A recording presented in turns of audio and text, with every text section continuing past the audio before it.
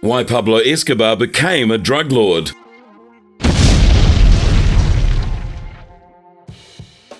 Have you ever wondered how Pablo Escobar, the wealthiest drug lord of all time, rose to power? Who was he before his involvement with cocaine? Did he have any prior jobs or any education? And what made his cocaine shipments so unique? While he wasn't the only drug supplier in the narcotics trade, these questions intrigue us. In this video, we have some answers. In 1949, Colombia was engulfed in the violent La Violencia War. That same year, Pablo Escobar was born to a peasant farmer father and a schoolteacher mother. Recognizing the unsuitability of raising a child amidst the chaos, his parents moved to the suburban city of Envigado when he was just 2 years old. Little did they know that their new home wouldn't be free from turmoil either. Medellin, where Pablo grew up, was plagued by violence. People were dying daily, political parties clashed, the city was in a constant turmoil. Escobar was exposed to this environment from an early age, shaping his affinity for violence. Although the war ended when he was 9, the scars on his childhood were very etched.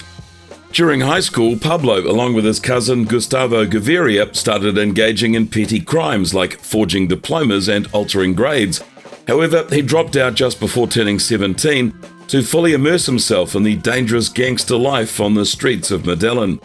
Although his aspirations reached beyond the streets, he had dreams of becoming a politician, a criminal lawyer, and even president. The allure of the criminal world proved just too strong. While enrolled in college through forged certificates, he eventually abandoned his studies to pursue a life of crime. Pablo expanded his criminal activities, delving into selling fake lottery tickets and stealing cars. With a small group of accomplices, he delved deeper into the underworld. His first major source of income came from being a contract kidnapper, a seemingly ironic beginning for someone who would later become one of the world's richest men. Pablo earned a substantial sum for kidnapping, then killing a prominent businessman.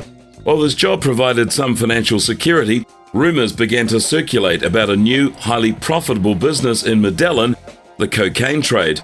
Pablo, loyal to money above all else, gravitated towards this opportunity. In the mid-1970s, when cocaine production in Colombia was limited to just a few dealers, Pablo began working closely with one of them, Fabio Restrepo. This collaboration marked a turning point in Pablo's life, initially serving as a courier for coca paste, a crucial ingredient in cocaine production. He soon became a smuggler. Escobar transported cocaine from the Andean mountains to Medellin's secret labs. However, dissatisfaction grew within him. Restrepo's cautious approach restricted Pablo's ambition for more significant prominence and more dominance in the cocaine market. Seizing the opportunity, Pablo ordered the assassination of Restrepo, taking control of his cocaine empire. Despite lacking knowledge about the cooking process, he relied on the expertise of Mateo Moreno, an experienced drug chemist known as the Cockroach. Moreno's skills elevated the quality of Escobar's cocaine, distinguishing it from its competitors. Additionally, Pablo formed alliances with the Ochoa brothers, who also operated cocaine exports from Colombia. Instead of fostering rivalry, Escobar united his competitors under the Medellin cartel banner. With this formidable alliance, he amassed immense wealth and power by his mid-20s. However, Escobar's dominance was not limited to just Colombia.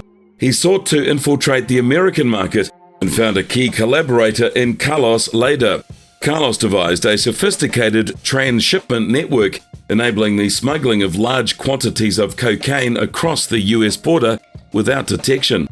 This breakthrough allowed Escobar to flood the American market with his product, shipping hundreds of kilos per trip. To expand his operations further, Pablo established a transshipment point in the Bahamas called Norman's Cay. From 1978 to 1982, this island served as a vital hub for smuggling cocaine into the United States. Escobar's reign over the American drug market was unparalleled. However, Pablo Escobar's legacy remained contentious. Whilst his heinous crimes were denounced, some view him as a modern-day Robin Hood. Due to his philanthropic endeavors in Colombia, Despite the controversy, his wealth acquired through drugs and money is an undeniable aspect of his story.